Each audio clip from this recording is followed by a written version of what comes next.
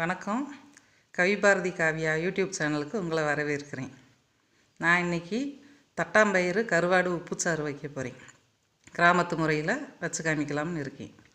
இப்போது ஃபஸ்ட்டு தட்டாம்பயிறு, புளி, தக்காளி பழம் ஒரு 6 பழம் எடுத்து வச்சுருக்கேன்.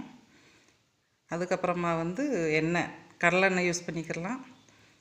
அப்புறம் ஜீரகம், கடுகு உளுந்தம் பருப்பு, மிளகாத்தூள், பச்சை மிளகாய், வெங்காயம், கருவேப்பிலை, அதுக்கப்புறமா தேங்காய், ஒரு தேங்காயை துருவி வச்சுருக்கேன். 3 கருவாடு, குழம்பு கருவாடு எடுத்து வச்சுருக்கேன். எந்த கருவாடு வேணுன்றாலும் ஆட் பண்ணிக்கலாம். அதுக்கப்புறமா கல் உப்பு எடுத்து வச்சுருக்கேன். இது எல்லாமே நம்ம உப்புச்சாருக்கு தேவையான பொருள். நல்ல ஒரு காரசாரமான உப்புச்சாறு. இப்போ நான் அடுப்பை பற்ற வச்சுக்கிறேன். ஒரு சட்டியை வச்சுக்கலாம். அதில் கொஞ்சமாக சட்டி சூடானதும் நான் கடலை எண்ணெய் யூஸ் பண்ண போகிறேன். நீங்கள் உங்களுக்கு எந்த எண்ணெய் தேவைனாலும் யூஸ் பண்ணிக்கிறலாம். நம்ம தேவைக்கேற்ற மாதிரி யூஸ் பண்ணிக்கிறலாம். கடலெண்ணெய் உடம்புக்கு ரொம்ப நல்லது. அதனால் கடலெண்ணெயை முடிஞ்ச அளவுக்கு யூஸ் பண்ணுங்க. நான் இப்போது எனக்கு தேவையான எண்ணெயை கொஞ்சம் தாராளமாகவே ஊற்றிக்கிறேன். கடலை எண்ணெயில் நல்ல குணங்கள்லாம் இருக்குது. இப்போ எண்ணெய் காய ஆரம்பிச்சிருச்சு. காஞ்சி முடித்ததுமே ஃபஸ்ட்டு கடுகு உளுந்தம் பருப்பு போடுறேன். நான் போட்டேன். அதுக்கப்புறமா கடுகு உளுந்தம் பருப்பு வெடித்து கொஞ்சம் வெடி வந்ததுமேவும் பொரிஞ்சதும் நம்ம என்ன செய்யணும், எல்லா இன்க்ரீடியண்ட்டும் பக்கத்தில் எடுத்து வச்சுக்கிறணும் ரெடியாக. ஃபஸ்ட்டு கடுகு உளுந்தம் பருப்புக்கு அப்புறமா நான் எடுத்து வச்சுருந்த தட்டாம்பயிறு இருக்குல்ல, அந்த தட்டாம்பயிரை உள்ளே கடுகு உளுந்தம் பருப்பு வெடித்து முடித்ததும் நம்ம உள்ளே கொஞ்சமாக போட்டுறணும். இப்போது தட்டாம்பயிரை நான் போட போகிறேன்.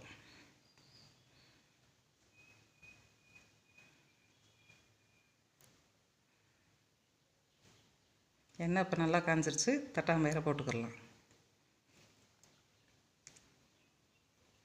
இப்போது கரண்டி வச்சு அந்த தட்டாம்பயிரை எண்ணெயிலே பொரிய விடணும். கொஞ்சம் கிண்டிக்கிட்டே இருக்கணும், இல்லைன்னா கரிஞ்சு போயிடும். கரிஞ்சு போக விட்டுறாமல் நார்மலாக தீயை வச்சுக்கிட்டு கிண்டிக்கிட்டே இருக்கணும். அது நல்லா எண்ணெயிலேயே கொஞ்சம் கொஞ்சமாக பொரிஞ்சு செவந்து வரணும். அது அப்பப்போ கை விடாமல் கிண்டிக்கிட்டே இருங்க. இப்போ நல்லா கிண்டி கிளறிக்கிட்டே இருக்கும் பாருங்கள். இதே மாதிரியே பண்ணுங்கள், கருக விட்டுறக்கூடாது. இந்த மாதிரி குழம்பு வச்சு சாப்பிட்டிங்கன்னா காரசாரம் புளிப்பு எல்லாம் எதிர்பார்க்குறவங்களுக்கு இது ஒரு நல்ல உப்புச்சாறு. கிராமத்து முறையில் வச்சுருக்கீங்க, கண்டிப்பாக நீங்கள் சாப்பிடுங்க. இப்போ நல்லா பாருங்கள், எண்ணெயில் அது பொரிகிறது தெரியும். நல்லா பொரிஞ்சு செவந்துடும். அந்த செவந்து டப்பு டப்புன்னு நம்மளுக்கு வெடி வரும். லைட்டாக 1-2 வெடிக்க ஆரம்பிக்கும். அந்த டைமில் தான் நம்ம தக்காளி போட ஆரம்பிக்கணும். இப்போ எனக்கு செவக்க ஆரம்பிச்சிருச்சு. கொஞ்சம் கொஞ்சமாக செவந்து நல்லா வெடிக்க ஆரம்பிக்குது. பார்த்துக்குங்க, அந்த எண்ணெயிலே அப்படியே பொரிகிறது நம்மளுக்கு தனியாக தெரியும், செவக்கிறது. இப்போ நான் என்ன செய்ய போகிறேன்னா, வெங்காயம், பச்சை மிளகா, வெங்காயம், கருவேப்பிலை 3ஐயும் சேர்த்து நான் ஒன்றா போட போகிறேன். ஒன்றா போட்டு வதக்கணும். சின்ன வெங்காயம் தான் அரிஞ்சு வச்சுருக்கேன். சின்ன வெங்காயம் கொஞ்சமாக எடுத்துக்கோங்க. ஒரு 6-7 பச்சை மிளகா உங்கள் காரத்துக்கு ஏற்ற மாதிரி நீங்கள் போட்டுக்கோங்க. குட்டியும் குறைச்சும் போட்டுக்கிடலாம். கருவேப்பிலை கொஞ்சம் இப்போ போட்டு வதக்க ஆரம்பிக்கிறேன். கருவேப்பிலையும் பச்சை மிளகா வெங்காயம் 3ம் லைட்டாக வதங்கணும். ஓரளவுக்கு வதங்கணும். கை விடாமல் கிண்டிக்கிட்டே இருங்க.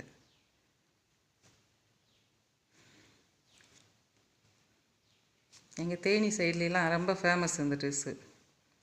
இப்போ நல்லா வதங்கிருச்சு. இப்போ நான் என்ன செய்ய போகிறேன், அது வதங்குற டைமில் 6 தக்காளி எடுத்து வச்சுருக்கேன். அது கூட கொஞ்சமாக கல் உப்பு போட்டு அதை நல்லா பிணைஞ்சு மசிய பிணைஞ்சுக்கிற போகிறேன். கூழ் மாதிரி கரைச்சி எடுத்துக்கிற போகிறேன். உப்பு போட்டால் சீக்கிரம் பிணைய வரும் நம்மளுக்கு, அதுக்காக தான். இப்போ பாருங்கள், நல்லா கூழாக்கி வச்சுட்டேன். இப்போது வெங்காயமும் ஓரளவுக்கு வதங்கி வந்துக்கிருக்கு. வெங்காயம் நல்லா வதங்கிருச்சு. ரொம்ப சவக்க விடணும்னு அவசியம் இல்லை. ஒரு நார்மலாக வதங்கினாலே போதும் நம்மளுக்கு. இந்தளவு வதங்கினாலே போதும். இப்போ நம்ம கரைச்சி வச்சுருக்க தக்காளி அதில் ஊற்றி நல்லா ஊற்றிடுங்க. எல்லாத்தையும் ஊற்றி நல்லா ஒரு கிண்டி விடுங்க. கிண்டிட்டு அதுக்கப்புறமா இதில் கொஞ்சம் மிளகாத்தூள் போடணும். அந்த மிளகாத்தூள் நான் நார்மல் காரமான மிளகாத்தூள் எடுத்துக்கிடலாம், இல்லை காஷ்மீரி சில்லியும் எடுத்துக்கிடலாம். நான் வந்து காஷ்மீரி சில்லி பவுடர் 1 ஸ்பூன் போடுறேன். போட்டுக்கோங்க. அந்த தக்காளி கூடயே போட்டு அதையும் சேர்த்து நம்ம வதக்கணும். நல்லா எண்ணெய் பிரிஞ்சு தக்காளி சுருண்டு வதங்குற அளவுக்கு நம்ம வதக்கிடணும். தீயை நார்மலாகவே வச்சுக்கோங்க, ரொம்ப ஃபுல் தீ வேண்டாம். நார்மல் தீயில் வச்சா தான் தக்காளி நல்லா ஜூஸியாக வதங்கி வரும் நம்மளுக்கு.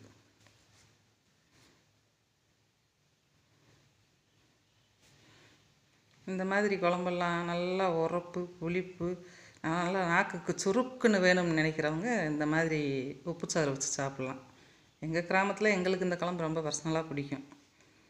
நீங்களும் டேஸ்ட் பண்ணி பாருங்கள், உங்களுக்கும் பிடிக்கும்.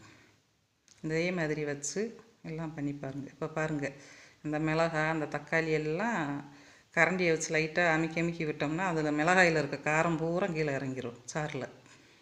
அப்போ நம்மளுக்கு இன்னும் நல்லா காரமாக கிடைக்கும். அதோட டேஸ்ட்டே தனியாக தூக்கலாக தெரியும் நம்மளுக்கு இந்த குழம்புல. உப்புச்சாறுனாலே கிராமத்துலலாம் ரொம்ப ஸ்பெஷல் தான். இப்போ பாருங்கள், நல்லா வதங்கிருச்சு. வதங்கி ஓரளவுக்கு வதங்கி வந்துருச்சு. எண்ணெயும் பிரிய ஆரம்பிக்குது, பார்த்துக்குங்க. இந்த அளவுக்கு எண்ணெய் பிரிஞ்சாலேயும் அடுத்து நம்ம கரைச்சி வச்சுருக்க புளி, அதை நம்ம தேவைக்கு ஏற்ற மாதிரி யூஸ் பண்ணிக்கிறலாம். கொஞ்சமாகவும் யூஸ் பண்ணிக்கலாம். புளி அதிகமாக சாப்பிட்றவங்களா இருந்தால் கொஞ்சம் அதிகமாகவும் விட்டுக்குங்க. எப்படி வச்சாலும் அந்த உப்புச்சாறு டேஸ்ட்டாக இருக்கும். நம்ம தேவைக்கு ஏற்ற மாதிரி புளி கரைசலை ஊற்றிக்கிறலாம். நல்லா புழிஞ்சு விட்டு எடுத்து அந்த திப்பி மணல் எதுவுமே இல்லாமல் போட்டுக்குங்க. அதுக்கப்புறமா அந்த பயிறு எல்லாம் வேகிறதுக்கான தண்ணியை நம்ம கொஞ்சம் எக்ஸ்ட்ராவே ஊற்றிக்கிறலாம். கம்மியாக ஊற்றினோம்னா அந்த பயிறு வேகிறதுக்கு தண்ணி பத்தாது. கொஞ்சம் எக்ஸ்ட்ராவே விட்டுக்கிறலாம். விட்டுட்டு அந்த பயிறு வேகணும், நல்லா வெந்து வற்றணும். இப்போ அதுக்கு தேவையான உப்பு போடுறேன், கொஞ்சமாக போட்டுக்கிறேன். அப்போ தக்காளியில் கொஞ்சம் போட்டிருக்கேன் முன்னாடி, இப்போ இதில் கொஞ்சம் போட்டிருக்கேன். பார்த்து நீங்கள் தேவைக்கு ஏற்ற மாதிரி பார்த்து போட்டுக்குங்க.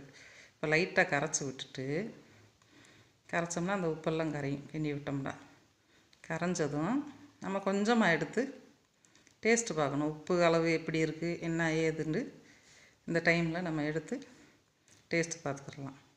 உப்பு கரெக்டாக இருந்துச்சுன்னா போதும். பத்தலைன்னா இந்த டைமில் தான் பார்த்துட்டு நம்ம ஆட் பண்ணணும். அதனால் இப்போ செக் பண்ணிக்கோங்க உப்பை.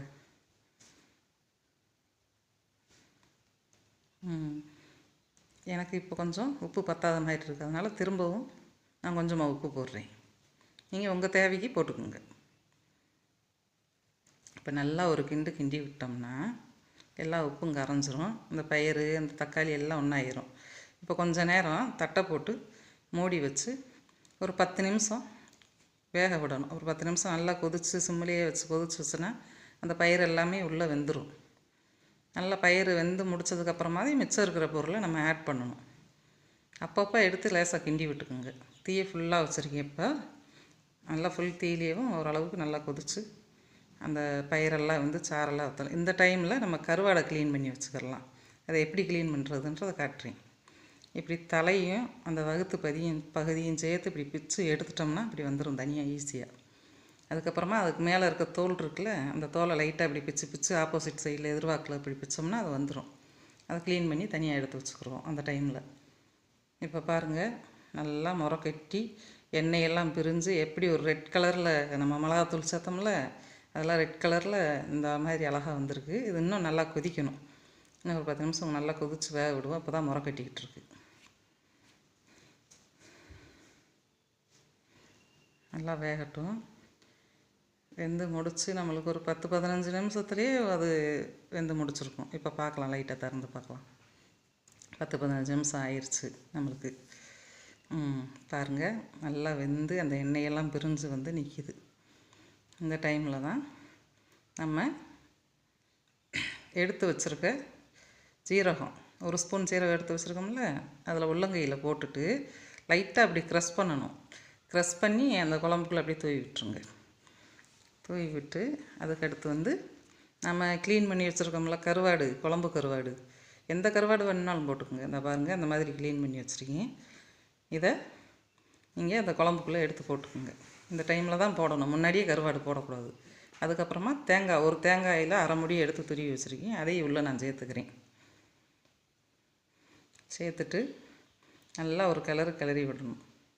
இந்த தேங்காய் பூ இஷ்டம் இருந்தால் சேர்த்துக்கிடலாம், இல்லைன்னா ஸ்கிப் பண்ணிடலாம். அது நம்ம இஷ்டம்தான். எனக்கு பிடிக்கும் பர்சனலாக அந்த தேங்காய் பூ போட்டு அதோட ஃப்ளேவர் இறங்குறப்ப அதோட டேஸ்ட் எனக்கு எங்கள் குடும்பத்தில் இருக்க எல்லாருக்குமே ரொம்ப பிடிக்கும். இந்த பாருங்கள், பயிறு எல்லாமே இருக்குது. இப்போ பயிரை பிதுக்கி பார்த்திங்கன்னா அது வெந்திருக்கா வேகலையான்னு நம்மளுக்கு தெரியும். இப்போ பாருங்கள், நல்லா மசிஞ்சு வெந்திருக்கு தட்டாம்பயிறு. இந்த அளவு வெந்தாலே நம்மளுக்கு போகும். இப்போ தேங்காய் பூ கருவாடு எல்லாம் போட்டிருக்கோம்ல, இன்னும் ஒரு 5 நிமிஷம் நம்மளுக்கு கொதிக்கணும். மூடி வச்சுருவோம் லைட்டாக. அது கொதிச்சதுமே 5 நிமிஷத்துக்கு அப்புறமா நம்ம தட்டை திறந்து பார்த்துக்கிடலாம். இப்போ நம்ம குழம்பு ரெடி ஆயிரும். 5 மினிட்ஸ் பொறுங்க.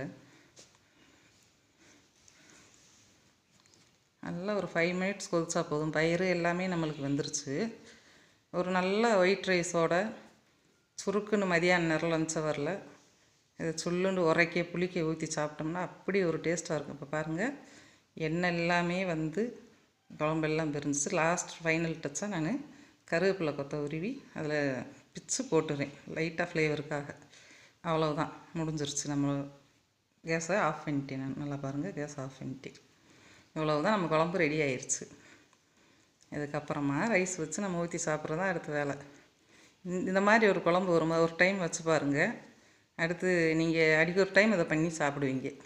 உங்களுக்கே ரொம்ப பிடிக்கும். கிராமத்து முறையில், எளிய முறையில் நான் இதை பண்ணி வச்சுருக்கேன். பாருங்கள், குழம்பு எல்லாம் இப்படி எண்ணெய் பிரிஞ்சு அந்த கருவாடு போட்ட கருவாடு கரையில் அந்த கருவாடோட ஃப்ளேவர் வந்து அந்த குழம்பு ஃபுல்லாக நல்லா இறங்கியிருக்கும். நம்ம 5 மினிட்ஸ் கொதிக்க வச்சோம்ல, அந்த கருவாடோட ஃப்ளேவரு அந்த குழம்புல நல்லா இறங்கி நல்ல ஒரு டேஸ்ட்டில் இருக்கும். மனமும் பயங்கரமாக இருக்கும். கருவாட்டு குழம்பு வாசனை நம்ம வீட்டையே தூக்கும். பாருங்கள், எவ்வளோ அழகாக எண்ணெய் பிரிஞ்சு அந்த உப்புச்சாறு தண்ணி மாதிரி தான் இருக்கும். அந்த உப்புச்சாறு ஊற்றி சாப்பிட்டு பாருங்கள், சூப்பராக இருக்கும். இப்போ ஒரு பவுலில் நான் எடுத்து கட்டுறேன் பாருங்கள். இது ஒரு டைம் சாப்பிட்டு பார்த்தீங்கன்னா உங்களுக்கே பிடிக்கும். இது பயிறு, தட்டம்பயிரை எடுத்து போட்டு அதில் ஒரு கருவாடையை எடுத்து போட்டு வைக்கிறேன். பாருங்கள், நல்லா சூடான ரைஸ். இது கூட என்ன ஒரு சைடிஷ் வேணுன்றாலும் நம்ம வச்சுக்கிடலாம். உருளைக்கிழங்கு வேணுமா, இல்லை முட்டை ஃப்ரை வேணுமா, எந்த ஒரு பொரியல் வகையும், கோவங்காய் பொரியல், பீட்ரூட் பொரியல், கேரட் பொரியல், நம்ம எந்த ஒரு மசாலா ஐட்டமோ இல்லை பொரியல் ஐட்டமோ ஒரு கீரையோ இல்லை ஒரு முட்டை எது வச்சு சாப்பிட்டாலுமே இது நம்மளுக்கு நல்லா டேஸ்ட்டாக இருக்கும். இப்போ பாருங்கள், அந்த குழம்பு எவ்வளோ ஒரு கலர்ஃபுல்லாக எப்படி ஒரு பார்க்கவே சாப்பிட்ற அளவுக்கு ஒரு ஆசையாக இருக்கா இல்லையா? நீங்களும் இது மாதிரியே வச்சு சாப்பிடுங்க, உங்களுக்கு ரொம்ப பிடிக்கும். என் சேனல் உங்களுக்கு ரொம்ப பிடிச்சிருந்துச்சுன்னா, நான் வச்சுருக்க குழம்பு ரொம்ப பிடிச்சிருந்துச்சுன்னா லைக் பண்ணுங்கள், ஷேர் பண்ணுங்கள், சப்ஸ்கிரைப் பண்ணுங்கள். ப்ளீஸ் எங்கள் சேனல் வளர்கிறதுக்கு ஒரு ஹெல்ப் பண்ணுங்கள். இப்போ ஒயிட் ரைஸும் ஒரு பாயில்டு எக்கும் எடுத்திருக்கேன். அது கூட நான் இந்த நம்ம வச்ச கருவாட்டு உப்புச்சாறு, கருவாட்டு தட்டாம்பயிறு உப்புச்சாறு. எங்கள் தேனி மாவட்டத்தில் எல்லாமே இது ஸ்பெஷல் தான். இதை சாப்பிட்டு பாருங்கள். நல்லா பச்சை மிளகாய், கருவாடு எல்லாம் எடுத்து போட்டு இந்த பயிரோடு சேர்த்து போட்டு வச்சுட்டு அதில் இருக்க அந்த பச்சை மிளகாயை போட்டு பிசைஞ்சு அந்த புளிப்பு அந்த காரத்தோடு சாப்பிட்டா அப்படியே ஒரு தட்டு சாப்பாடுமே காலி ஆகிடும் நம்மளுக்கு. பாருங்கள், தண்ணியாக இருக்கும் குழம்பு. நீங்கள் கொஞ்சம் எக்ஸ்ட்ராவே ஊற்றி சாப்பிட்டா தான் அதோட டேஸ்ட்டு இன்னும் நல்லா சூப்பராக இருக்கும். நான் பாருங்கள், கொஞ்சம் எக்ஸ்ட்ரா தான் ஊற்றுறேன். ஊற்றி ஒரு முட்டையை பக்கத்தில் எடுத்து வச்சுருக்கேன். எனக்கு இந்த மாதிரி சாப்பிட்றது பிடிக்கும். உங்கள் டேஸ்ட்டுக்கு உங்களுக்கு என்ன சைடிஷ் தேவையோ அதை ரெடி பண்ணி வச்சு நீங்கள் சாப்பிட்டுக்கலாம். அது நம்ம இஷ்டம் தான். சாப்பிட்டு பாருங்கள், அப்படி அடி தூளாக இருக்கும். தேங்க்யூ.